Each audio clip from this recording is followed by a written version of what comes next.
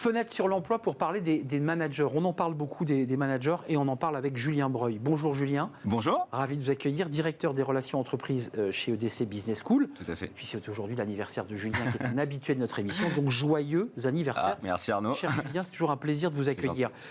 La tendance qui se dessine, c'est que les cadres, alors c'est un peu le paradoxe d'ailleurs, ne sont pas forcément tous des managers.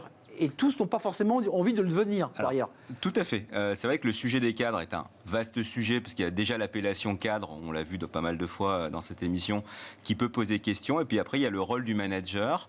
On voit qu'on a de moins en moins de managers, ou en tout cas que les cadres sont de plus en plus vers une tendance à l'expertise, puisque finalement, il n'y a que 41% des cadres qui sont des managers.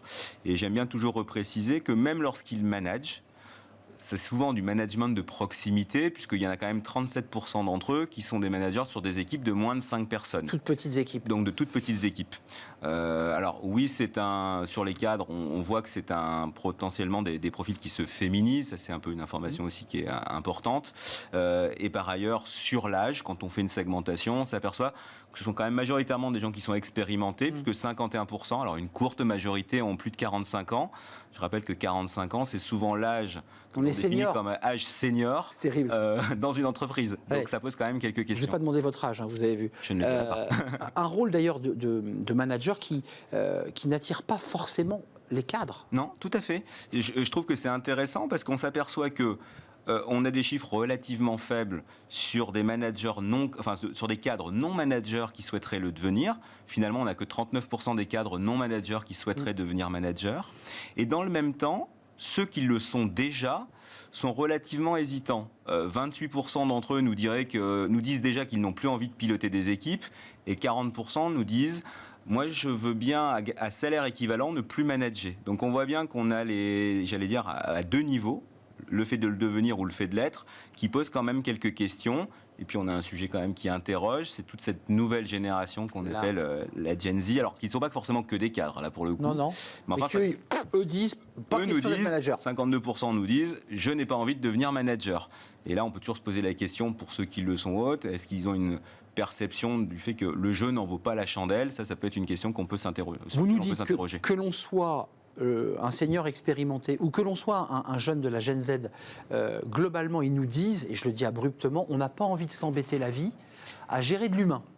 Alors, c'est terrible quand même. Je pense que sur la jeune génération, il y a vraiment le fait de se dire que je donnais cette expression, le jeu en vaut-il la chandelle? On voit que derrière les motifs qui expliquent un moindre intérêt sur le fait de devenir manager, ou en tout cas ce que nous disent les managers à date, c'est j'ai une charge de travail importante, ou en tout cas occasionnellement assez forte. Je suis soumis au stress et j'ai parfois un petit peu de difficulté, notamment à être libre le week-end, en tout cas mentalement. Et dans le même temps, il y a des décisions qui sont parfois complexes, parce qu'ils nous le disent bien, 26% semblent subir le fait d'être, entre le marteau et l'enclume, pour reprendre une deuxième expression, entre les prérogatives de la direction et les attentes finalement des collaborateurs qui ne sont pas exactement les mêmes. Il y a quand même un chiffre que vous soulevez dans votre étude, qui est une étude de compilation de chiffres, il faut le préciser, c'est toujours votre méthodologie. Il y a quand même un manque de reconnaissance des managers. C'est-à-dire que quand on est manager, ils vous disent je manque de reconnaissance en fait. Exactement. Je suis dans la salle des machines et c'est dur quoi. Tout à fait. Le chiffre est très fort, parce que si on part du haut vers le bas, en fait la plupart des managers nous disent, même lorsqu'ils ont été nommés managers, je n'ai pas eu la reconnaissance que ce passage au management, normalement, nécessitait. 55% nous le disent. D'un point de vue plus positif, quand même, ils sont relativement appréciés des personnes qui sont managées. 83% des managers disent qu'ils sont plutôt satisfaits de leur manager. Après, il y a un petit bémol quand même, c'est qu'entre un cadre sur 4 et un cadre sur 3 nous disent être mécontents sur quelques piliers. Alors, il y en a 4 sur les piliers de la relation manager-manager, notamment sur l'ambiance de travail, la gestion, effectivement, non pas du stress, mais de l'ensemble des tâches. Et on en revient à la reconnaissance. Et l'autonomie, et on en revient à la reconnaissance. Et aussi, les salariés ont le sentiment que leur manager ne reconnaît pas leurs efforts. Donc, il y a une chaîne, effectivement, qui part de la direction jusqu'aux collaborateurs, qui exprime le fait qu'il n'y a pas suffisamment de reconnaissance dans les actions menées par l'ensemble des collaborateurs d'une entreprise. Alors, il y a un vrai sujet sur les managers dans leur positionnement dans l'entreprise. Il y a les top managers, puis ensuite il y a les middle managers. Là, c'est une étude Robert Walter que vous sortez, où on voit quand même, là je parle du regard de l'employeur sur ses managers, parce que la tentation c'est de se dire, je suis dirigeant, pas besoin d'autant de managers, travailler en direct. C'est pas tout à fait vrai là. Alors là, l'étude est très intéressante, parce qu'effectivement, 89%, je crois, nous disent qu'effectivement, ils ont besoin d'un middle management.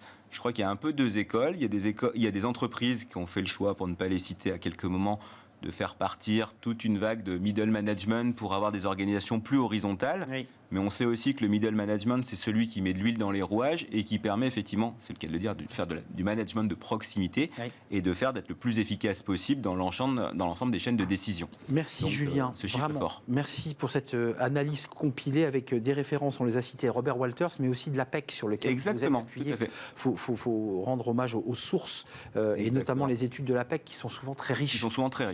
Merci de nous avoir rendu visite, cher Julien, directeur relations entreprises chez EDC Business School. C'est un vrai plaisir. Merci à vous, merci de votre fidélité, merci pour vos messages, merci pour votre attractivité sur les réseaux sociaux. Merci à toute l'équipe, merci à Xavier à la réalisation, merci à Saïd au son et merci évidemment à l'incontournable Nicolas Juchat, accompagné de Juliette. Je vous dis à très bientôt. Bye bye.